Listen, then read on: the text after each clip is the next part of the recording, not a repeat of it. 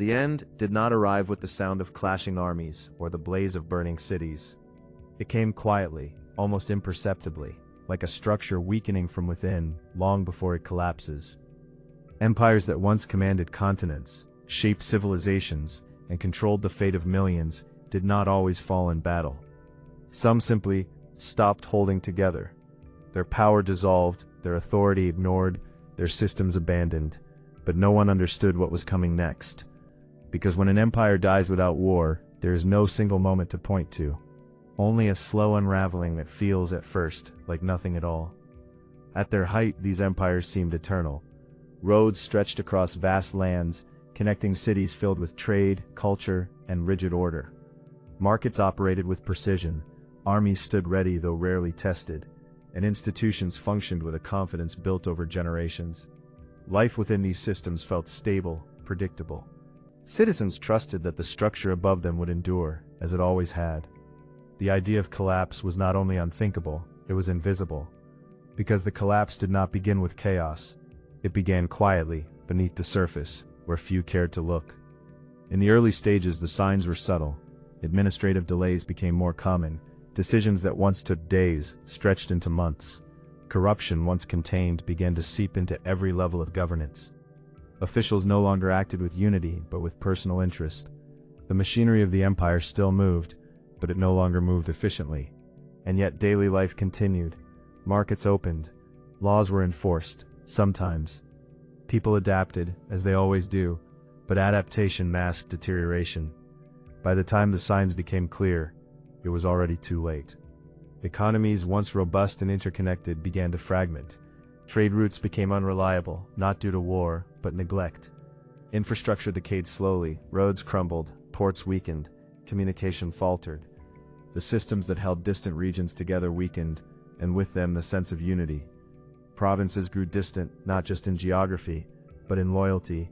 They no longer looked to the center for direction. And when an empire loses its ability to project coherence, it begins to lose its identity. Power, once centralized, started to disperse. Local leaders gained influence as imperial authority faded. They made decisions independently, sometimes in direct contradiction to the core government. What was once a single entity became a patchwork of competing interests. There was no declaration of independence, no dramatic rebellion, just a gradual shift in who truly held power. And as this shift deepened, the empire's voice grew quieter until it was no longer heard at all. But the people did not witness a dramatic fall. There were no final battles to mark the end. Instead, there was confusion. Laws existed, but were no longer enforced consistently. Taxes were demanded but rarely collected effectively. Soldiers were still present, but their loyalty was uncertain. Institutions remained, but their authority had hollowed out. It was a collapse of function, not form. The empire still existed, on paper, in name, but in reality it had already ceased to operate.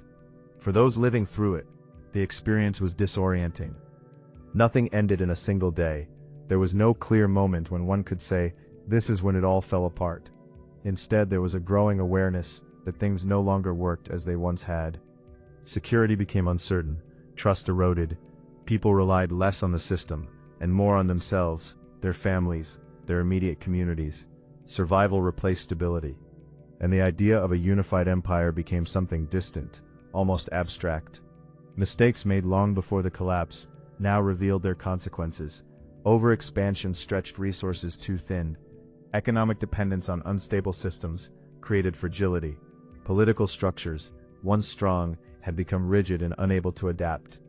Leaders failed to recognize the depth of the problem, often reacting too late or not at all.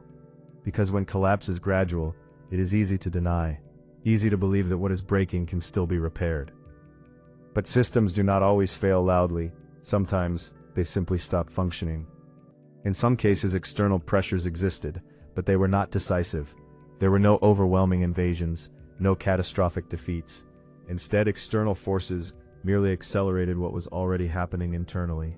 Borders became porous, not because they were breached, but because they were no longer defended with conviction. The empire did not lose its territory in a single event.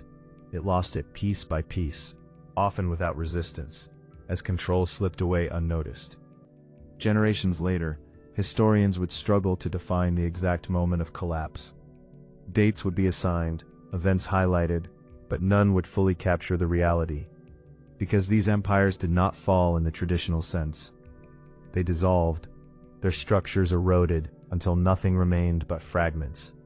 And even then, remnants persisted, traditions, languages, institutions that outlived the system that created them.